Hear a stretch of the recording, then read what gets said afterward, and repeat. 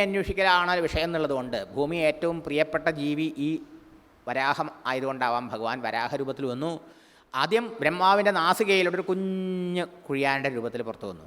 പിന്നെ നോക്കി നിൽക്കുമ്പോൾ ഒരു പെരുവരിൽ വലിപ്പായി, പിന്നെ നോക്കി നിൽക്കുമ്പോൾ ആനയുടെ വലിപ്പായി, അപ്പോഴേക്കും അത് വലുതായി പർവ്വതാകാരമായി, അപ്പോഴേക്കും അത് ആകാശം മുട്ടുന്ന വലിപ്പമായി. ഭഗവാൻ ബ്രഹ്മാവിനൊക്കെ മനസ്സിലായി ഇത് ഭഗവാന്റെ അവതാരമാണ്, പ്രാർത്ഥന കേട്ട് അവതരിച്ചതാണെന്ന്. ഭഗവാനെ സ്തുതിച്ചു.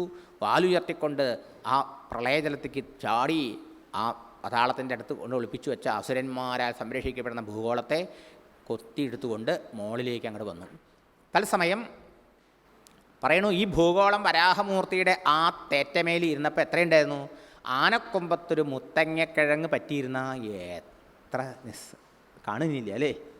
അത്ര ഇൻസിഗ്നിഫിക്കൻ, അത്ര സൂക്ഷ്മ ചെറുതായിരുന്നു എന്നാ. ഇപ്പോൾ വരാഹമൂർത്തിയുടെ വലിപ്പം എത്രയായിരുന്നു?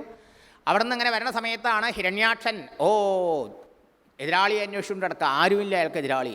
ആ ബ്രഹ്മാവിനെ തപസ് ചെയ്ത് മഹാശക്തനായ അദ്ദേഹം വരുണനോട് യുദ്ധത്തിന് പുറപ്പെട്ടു. വരുണൻ പറഞ്ഞു, മഹാവിഷ്ണുവാണ് നിൻ്റെ ശത്രു, മഹാവിഷ്ണു നിൻ്റെ അഹങ്കാരം തീർക്കുന്നു പറഞ്ഞു. അപ്പോഴേക്കും വിഷ്ണു എന്ന് കേട്ടപ്പോഴേക്കും വിഷ്ണുവിനെ കാണാൻ തൃക്കത്തോടുകൂടി എവിടെയാണ് വിഷ്ണു വിഷ്ണു എന്ന് ചോദിച്ചു വരുന്ന സമയത്ത് വരാഹമൂർത്തിയായ ഭൂഗോളത്തെ കൊണ്ടുതന്നെ ഭഗവാനെ കൊണ്ടിരുന്നതും നാരദ മഹർഷിയെ വഴിക്ക് കണ്ടു. നാരദ മഹർഷിയോട് വെച്ചു വിഷ്ണുവിനെന്ന് കാണിച്ചു തരുമെന്ന്. നാരദ മഹർഷി പറഞ്ഞു, നീ അന്വേഷിച്ച് നടക്കണ വിഷ്ണു അല്ലേ ഇതാ പോണത്? നിൻ്റെ ഭൂമിയെ കട്ടുകൊണ്ടുപോവാ. കാപടനാണ് ഈ വിഷ്ണു, ദുർബലനാ. നേരെ വരാൻ ധൈര്യമില്ലാണ്ട് വേഷം മാറി വന്ന് നിങ്ങളുടെ ഭൂമിയെ കട്ടുകൊണ്ടു അവനെ വെറുതെ വിടേണ്ടതെന്ന് ഹിരണ്യാക്ഷനെ പുകഴ്ത്തി ഭഗവാനെ കുറച്ച് ഇകഴ്ത്തി പറഞ്ഞു.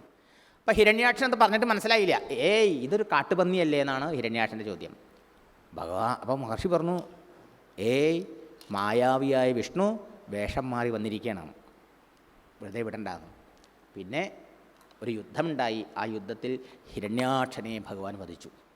ഹിരണ്യാക്ഷനെ വധിച്ച സമയത്ത് ഹിരണ്യാക്ഷൻ യുദ്ധക്കളത്തിൽ തലകറങ്ങി വീണ് കണ്ട സമയത്ത് കണ്ടത് കാട്ടുപന്നിയല്ല, ശംഖം ചക്രം ഗദാ പങ്കജമ വിവലസും 4 തൃക്കൈകളോടും സമ്പീർണ ശ്യാമവർണം ഹരിവപുസ്സു കണ്ട് തൻ്റെ വൈകുണ്ഠത്തിലെ ആ സ്വാമി ഓർമ്മ വന്നു, തൻ്റെ പൂർവ്വജന്മം ഓർമ്മ വന്നു, താൻ വൈകുണ്ഠത്തിലെ ജയവിജയന്മാരിൽ വിജയനാണെന്ന് ഓർമ്മ വന്നു.